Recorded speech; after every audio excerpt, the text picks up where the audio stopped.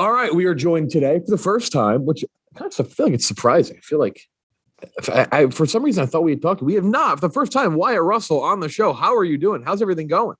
Doing good. Doing good. Everything's going good. Nothing super special or exciting to report, but everything's going good. Well, we have a bunch to get to today, but let's talk about Under the Banner of Heaven, which debuted in April on FX on Hulu. Absolutely check it out. A lot to talk to about this, especially some of the names tied to this, some incredible names tied to this show. A detective investigates the murder of Barbara Wright Lafferty and her baby daughter in a suburb in the Salt Lake Valley. He uncovers buried truths about the origins of the LDS religion and the violent consequences of unyielding faith. This is a true crime drama TV miniseries. If you have not seen it, but getting to act alongside a group of actors and actresses, just incredible. Andrew Garfield, Daisy Edgar Jones. This show had to have been a pretty great one to work on for you, especially given some pretty heavy subject material. And these types of true crime shows are still all the rage, really, especially in this format.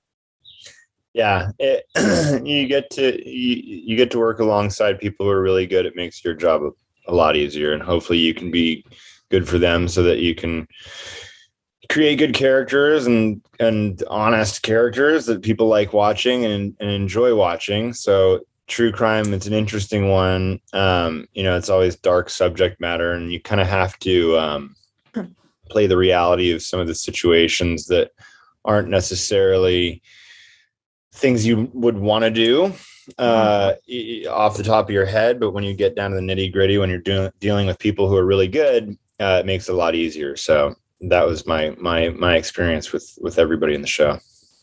So I think that's something that was really impressive about this show, was watching specifically you and Sam Worthington, like your character's sort of descent into madness, so to speak. And I think that, and this is just me vicariously living as in the hypothetical of an actor, like I feel like that character path has to be a treat, because you do get to portray the level of normal, but then you also get to go down like the crazy sort of road, if that makes sense.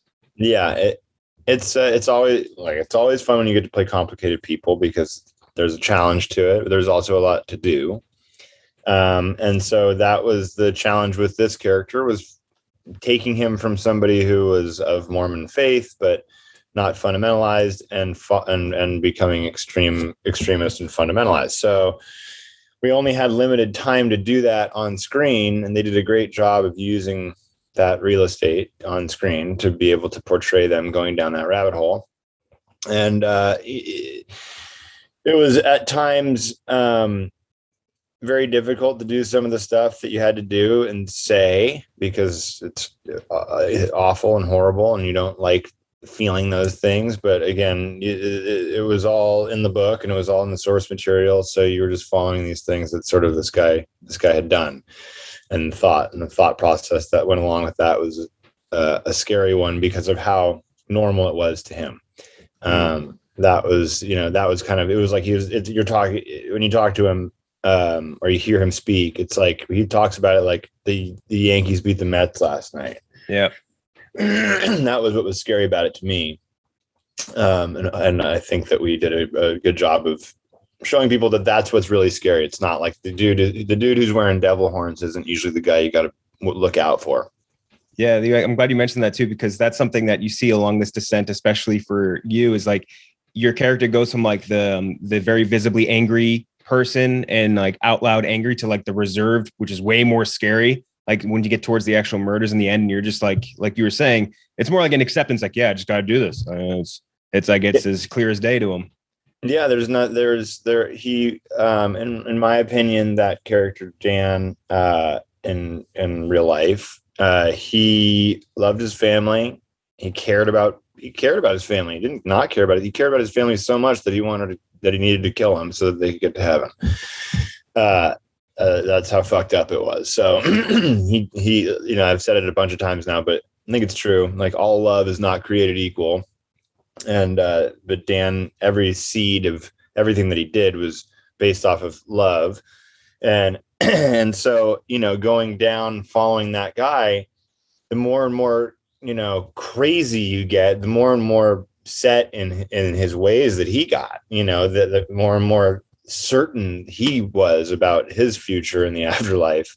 And so he would always just look for signs from Heavenly Father to guide him on whatever quest you went. And it's a little bit of a scary thought.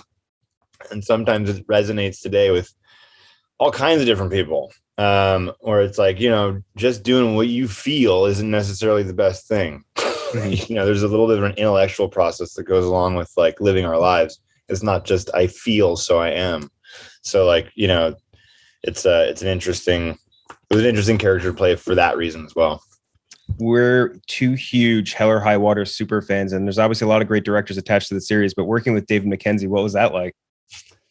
David's great. I mean, David's as good as he lets you do and be what you feel you need to be, but is able to capture it in the way that he shoots film. What was that? Oh, what happened? Ashley, I think you got to turn your mute off or turn your mute on. Weird. I thought I was on mute. Sorry, guys. All right, keep us on our toes. It's fine. Somebody got murdered in the background. I was like, oh my God. It is a true crime interview. So yeah, we scare people in our interviews. That's what I know. that really was. Anyway, I lost my train of thought. What was I saying? It was so David Mackenzie stuff. Yeah, David Mackenzie. He captures the performance of what you're doing while you're being very loose. He does some really interesting things that I won't say what they are specifically because they're his process and I don't want to blow anything up for him there, but they're very specific. They're very unique. And I had never had it done before. And it was I loved the things that he did and brought to it. And it really allowed all the actors to like be in your skin, explore the space or whatever stupid acting term you want to use. But you were able to do all those things. And it was really special to be able to work with him. He's been one of my favorites that I've ever been able to work with. So it was really great. Is that more of a challenge sometimes too as an actor? Do you find that to be easier when it is? We talked to so many people where it's different, where it's sometimes people love the direction of like, I want to like sticking to the lines of like the script or like what the director wants, or for you, like when an actor kind of says like do your thing, like I'll control my thing. Like, is that easier for you? Or is that more of a challenge as an actor to like have to play within your lines, within what the director kind of wants you to do as well? It's a good question. I think it's definitely, I mean, the obvious answer is it's different on every project because everybody you're working with is always different. That's part of getting more experience, being better, being able to do the things that you want to do within somebody else's structure. And some people have a difficult time with that because they feel that this has worked for them. And you work a long fucking time on trying to be a known actor. It's just, and whether hard work or luck and how much plays a role in that, it's all sort of equal parts in a way. But, that insecurity pops up and you're like, but I fucking do it this way. And like, I want to do it. Come on. Like you chose me because of this and that. And you get all these thoughts that go through your head. Instead, you can kind of step back and listen to what the person is saying. Sometimes they're saying something that they feel and what they feel is right, but the way they're articulating it might not be exactly right. But you can take that piece of information and use it for yourself. That comes with time and experience. Like I've been doing this now for close to 14 years. And so, it's only been time that's been allowed me to do that. And very lucky to have been able to work with directors who have given me the opportunity and the reins to build characters with them, alongside them. Richard Linklater and Everybody Wants Some. That was special experience for me because he really leaned on us.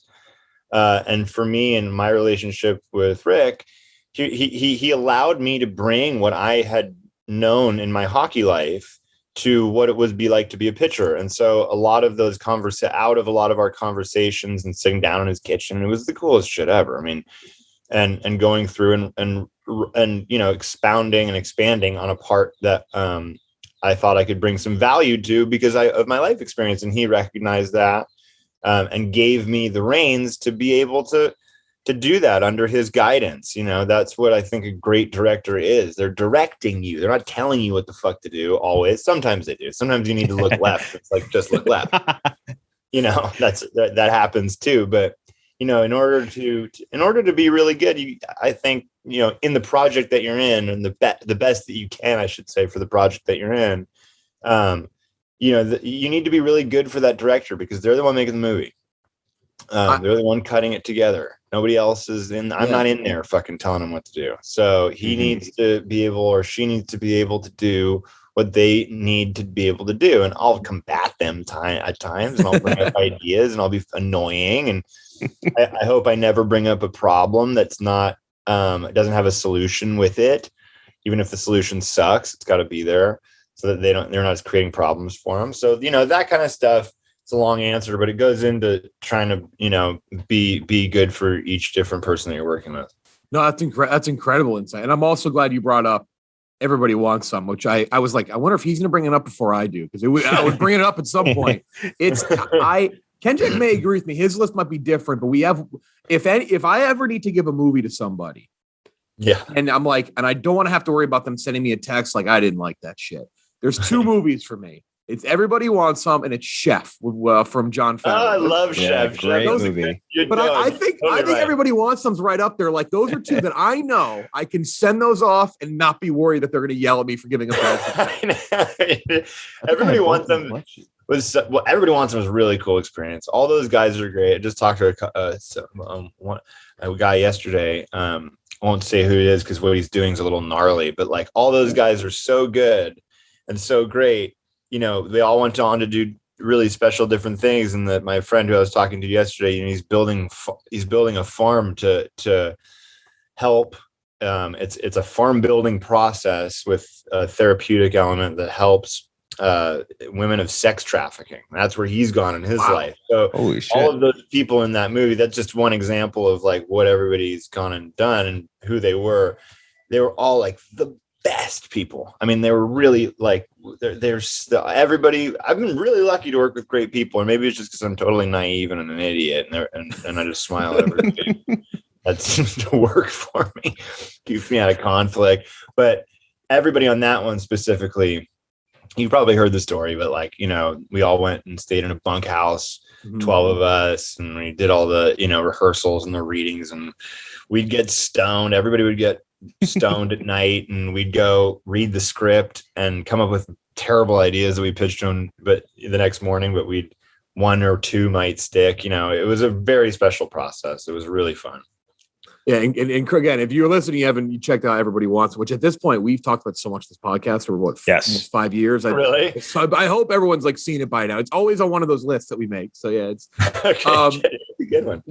Why do you think, going back now on a much darker turn, why do you think true crime has such like a crazy vice grip? Do you think part of it too, and it's like with this show or any show that you can have, like, I guess the best way to put it would be a Wikipedia rabbit hole. Is it because like you can watch the show and then you can get lost even further in that world and like dive into just all the, do you think that's what it is that like has made true crime so like intriguing? Yeah, for sure. Partly. Yeah, definitely. I think that's definitely part of it. And then, I think a big part of it too, honestly, is that like we are now, I'm going to say this right, so it's not taken the wrong way, but now we live in our homes, we live in our phones, we live in a virtual reality world a lot. And like, even what we're doing right now, we're mitigating risk in our life right now. That's what we're doing. That's why we Zoom. We mitigate risk. That's what we exist to do, because if we don't, then apparently, we run the risk of being dismembered or dying, right? That's everybody's biggest fear is death.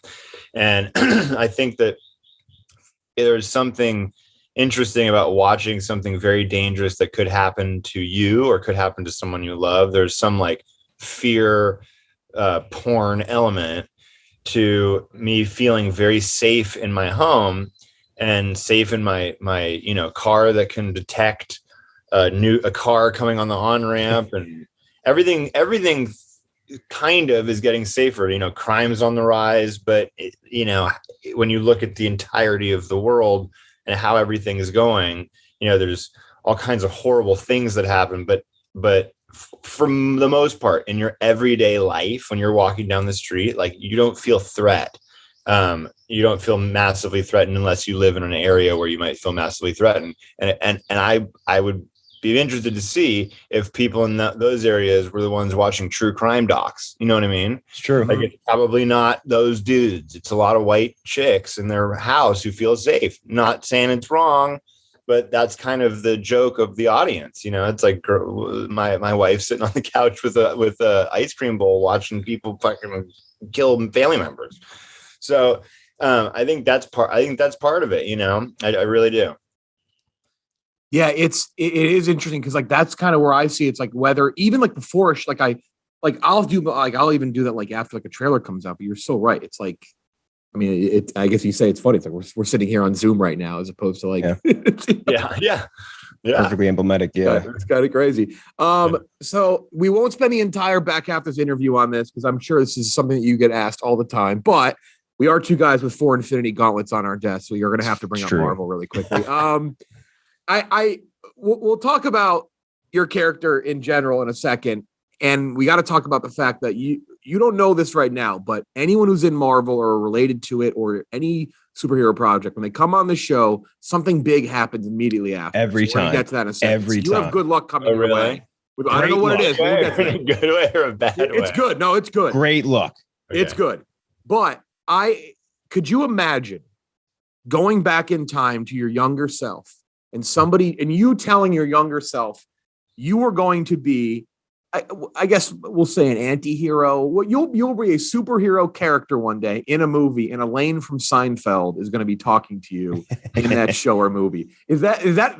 I think your example might be the most wild example because it's like when she popped out in that show, I was like, "What the fuck?" I said, "Are you?" Oh my! Because I'm like a big Seinfeld, a big Veep fan. That had to be one of the more, in terms of your career, like kind of crazy, surreal scenes to film, right?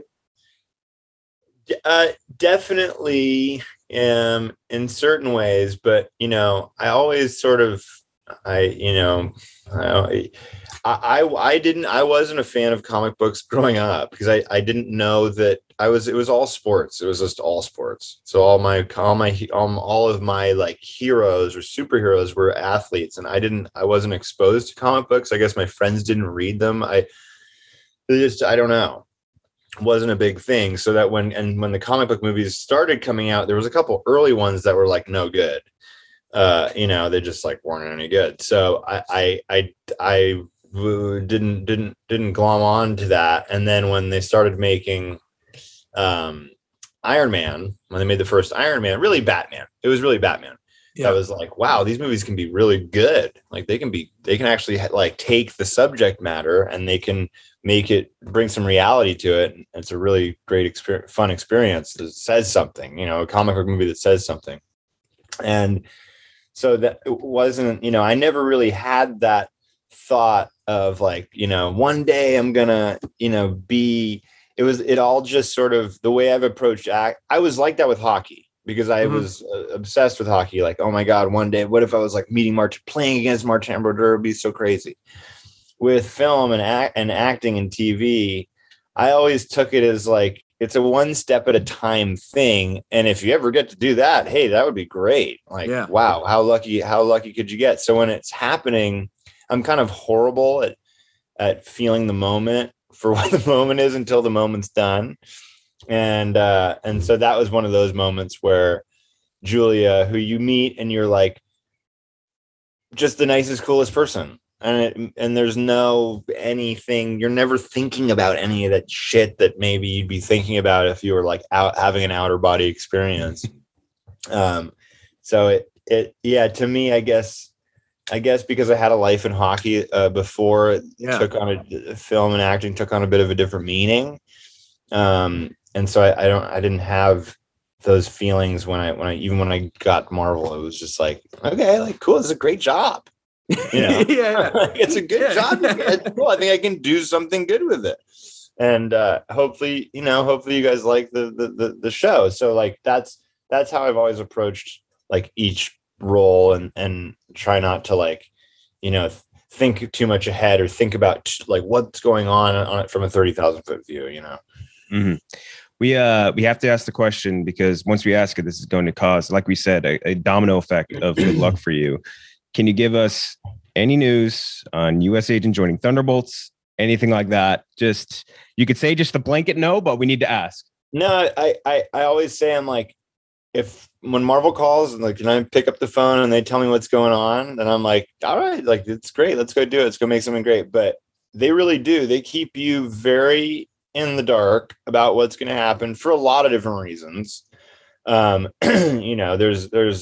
a lot of mouths to feed there. There's a lot of actors and schedules to figure out. So whatever they need and they want, they try and make happen, and they're so good at it. They're very accommodating as well. But I don't know, when they call, I pick up the phone and go, yeah. But so far, nobody's called.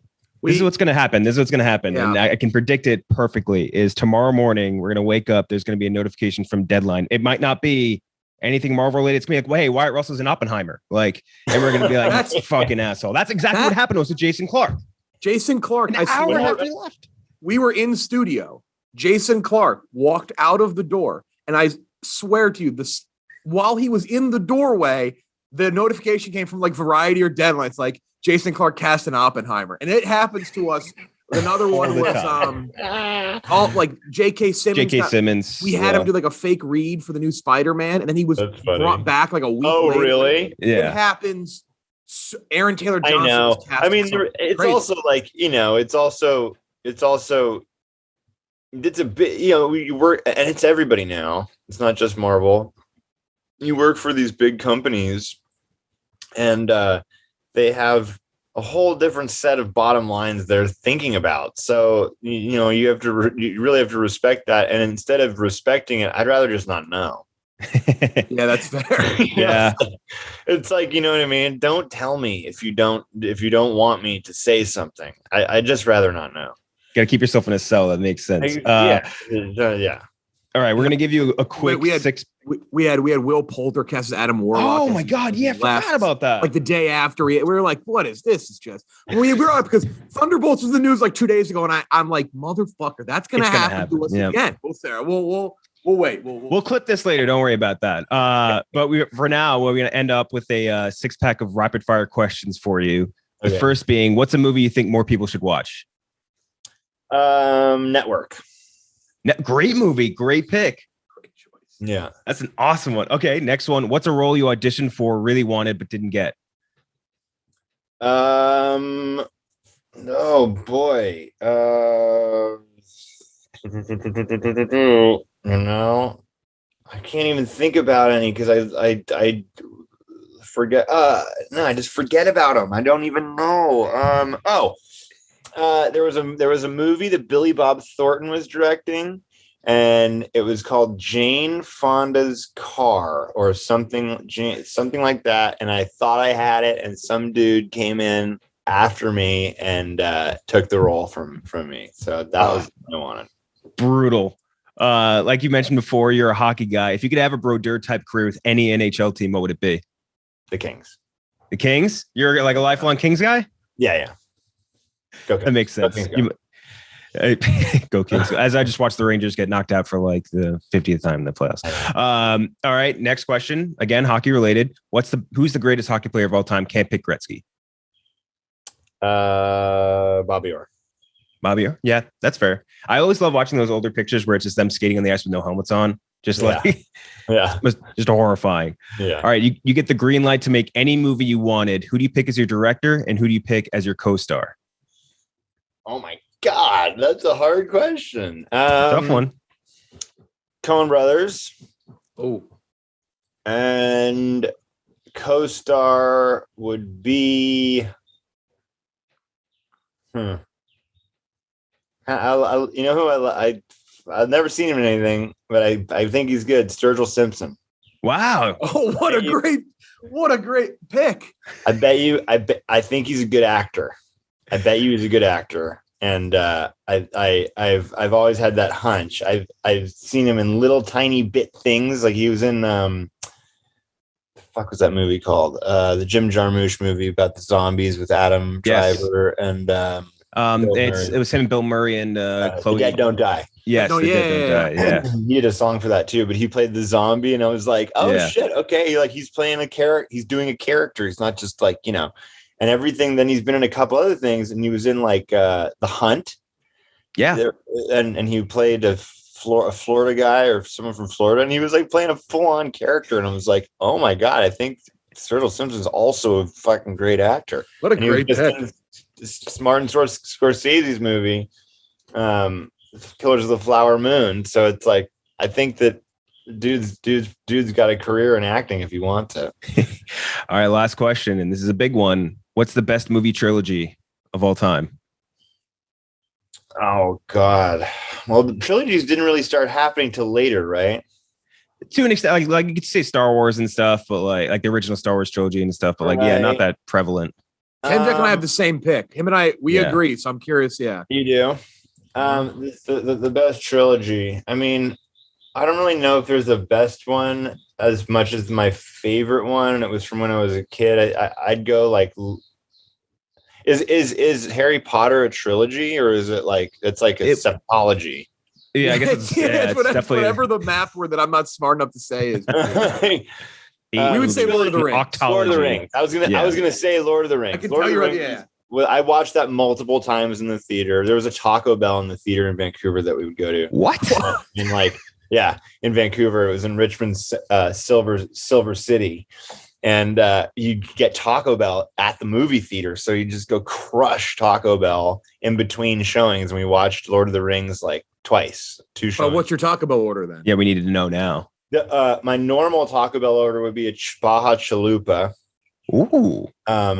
This Supreme, just a Taco Supreme meal. So you get 3 crunchy Supreme tacos, and then a Gordita Supreme. But then they stopped making like Gorditas recently, or Chalupas. One of Cheese them. Gordita Crunch is now like their big thing, right? And I was it's incredible. They'll make something great, and then they'll pull it right out from underneath us. Yeah, I know. It's part of the whole like evil plan to keep you coming back. Hoping it's still there. Exactly. But before you go, I gotta tell you a funny story. You and I were in a juice generation at the same time in New York City, right after 22 Jump Street. Was it right after? It was around. That's a long time ago. A while ago. So I had somebody behind me, and I told the person, I said, "Oh, it's Wyatt Russell." Person behind me recognized you as well. Turned to his friend and said, "That's that guy. He was in the new Jump Street movie, or in the Jump Street movie." So he's like, "Oh yeah, okay." Their buddy joins them, dead serious. The friend of the friend turns to the new friend and says, "Hey, Jonah Hill, right over there." It's like I turned on. I was like, "Are you like really? Like, have you seen? It's not Jonah Hill." You watch the stories, integrity erode. I'll sign it. I mean, good guy to get confused by, but I was like, I couldn't. I almost had to say something a lot. I'm like, "Are you fucking kidding me?" Like it's. I always get like, did I go to college with you or high school? I think I have some face that like people have a lot or something. Yeah, that's not a bad thing. You have the face of like a very good friend from college. That's a welcoming person. Yeah. I know. Recently, it's like, that guy fucking beat his face in college. I know that guy. Yep. Thank you so much. This was a blast. It was fun. Under the Banner of Heaven, FX so on good. Hulu, and then. I'm telling you, when they confirm the Thunderbolts, when we just think about us for 5 seconds. Yeah. Just do that. Spare a thought for us. I will. Thank you so much, man. It's been great. great. Thank you so much. Yeah.